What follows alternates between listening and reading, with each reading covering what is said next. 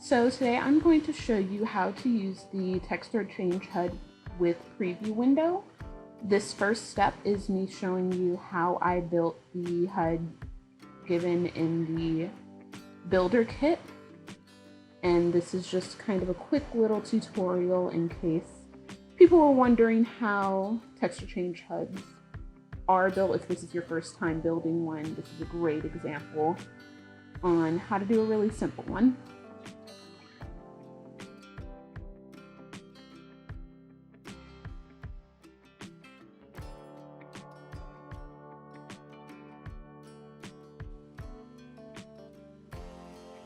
So after I add the display mesh, I'm going to go ahead and make the buttons that the user will actually click on to change the textures. Now, some people do like these buttons to just be colored instead of having the background image colored just because they like to reuse the same background, things like that. I'm gonna stick with these boxes, and at the end you'll see I make them all transparent. Even if they are transparent, the user will still be able to click on them. So you can either have colored buttons or you can have them transparent and just use background image. This is just the way I like to do it. There's no right or wrong way. It's really dealer's choice.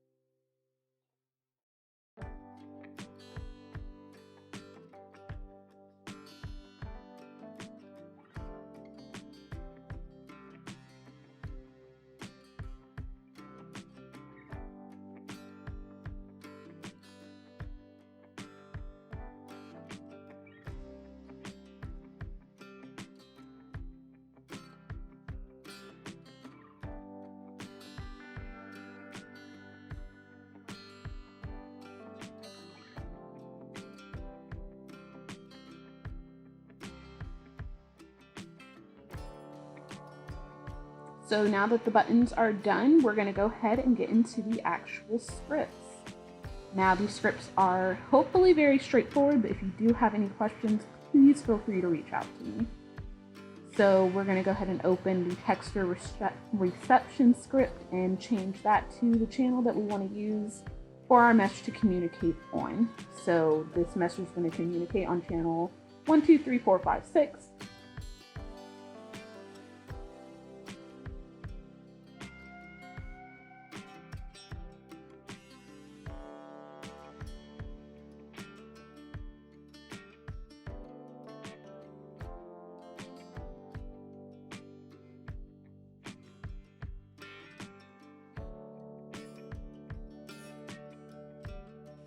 So in this next step, we're filling out the mesh faces list. So this list is going to consist of the name you're assigning to that part of your mesh, and then the faces it consists of. So say your shirt has a high triangle count and you had to split it into 2 different faces. You can control both of those faces together by simply listing them together in the list. So shirt is those 2 faces, and then pants, I only use 1 face for that just to show this example. and those are both listed with their names and what faces they're corresponding to. Next, we're going to go ahead and fill out the texture list. So the important part is that the first part of every texture name must correspond to a part of your mesh listed in the mesh faces list. So shirt underscore red, shirt will correspond to that face. Red is a description of that texture. So you can do shirt underscore unicorns, anything like that, as long as the first part corresponds to a part of your mesh. If it doesn't, then the script just won't run.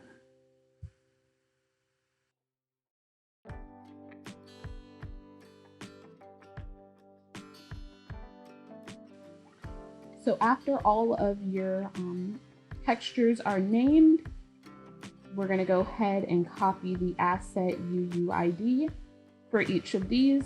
And the reason I did this instead of you just copying the texture into your HUD is because now your customers have access to that texture. They can copy it, things like that, and we don't want them to look at the texture. We just want them to be able to use it. So by putting all of the UUIDs within this script, the only one who can see the textures that make up your mesh are you, once you set the permissions of the script to no modify.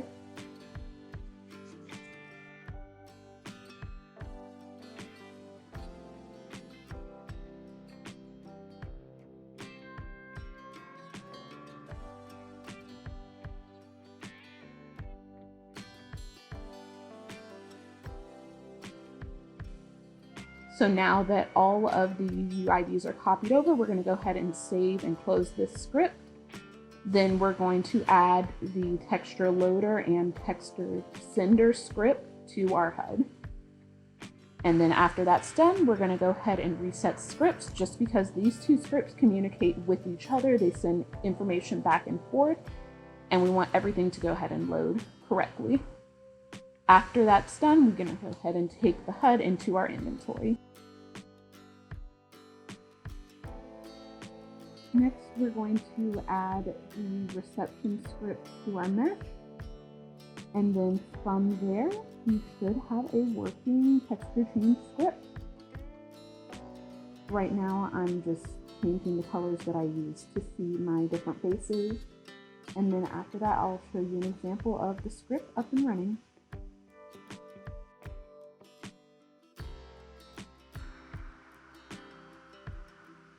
Here I'm just fixing the colors on the display mesh as well. I also have to step through a bunch of random colors and changing that back so you can see the textures exactly as they should appear.